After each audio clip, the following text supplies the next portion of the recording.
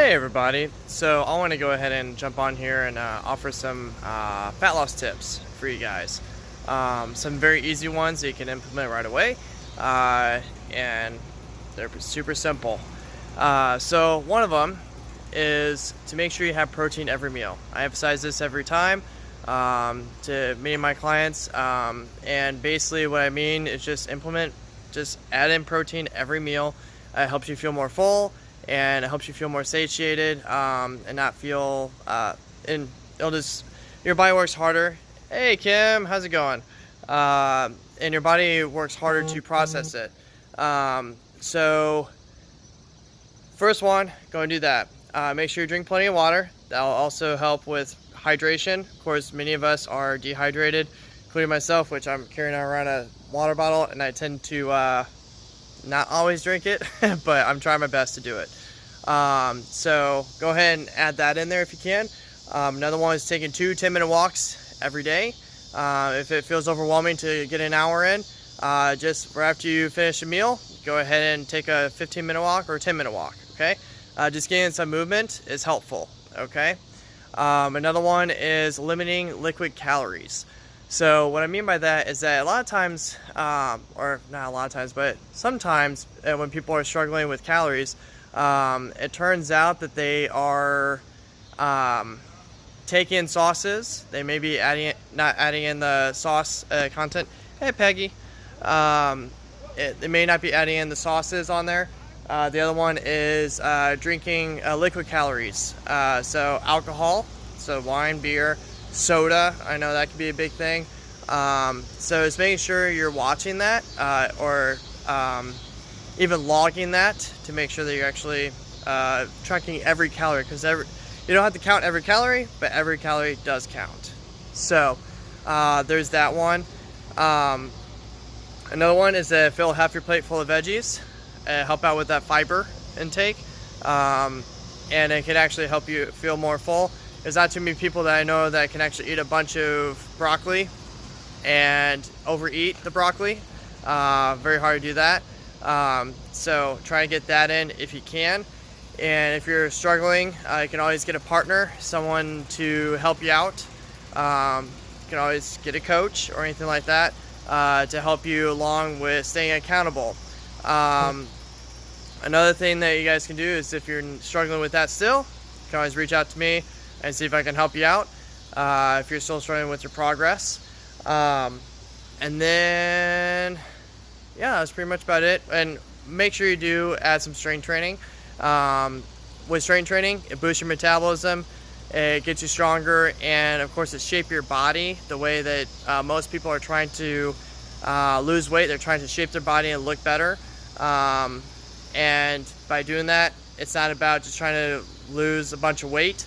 It's about building up that muscle, and plus you'll actually, since you're building up the muscle, your muscle's more metabolically active, which means that your body works harder, or your body burns more calories to maintain.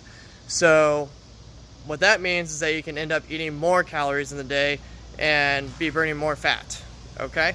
So those are just some simple tips that you can start implementing right away. And also sleeping. So getting in the 79 hours of sleep. I know for a lot of times, yeah, you can drink wine. I'm just saying, like, you should maybe limit those if you're drinking a bunch. But the whole thing is just calorie deficit, Peggy.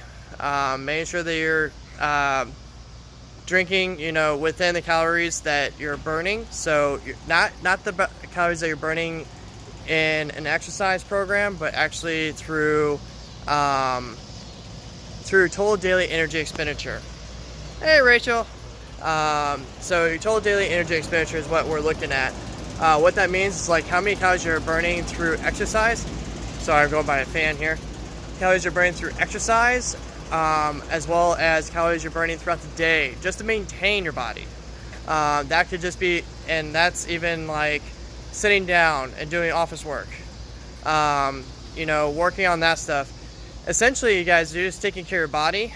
Oh, and another one, just remembered, whenever you're drinking coffee, try to have it black, not put a ton of creamer in there, not having a ton of extra stuff to make it taste better. So if you're gonna try to drink coffee, try to have it black. A little bit less calories there. So if you guys have any questions or anything like that, please let me know. But yes, you can drink wine, you can drink beer, but only in moderation. You know, drink a glass of wine, that's fine. But if you drink 3 or 4 every night, that adds up, you know. I look at the average of calories, but making sure that you're staying underneath your total daily energy expenditure calculation. And just a heads up, guys, I don't know if many of you seen it, but I am hosting a seminar coming up.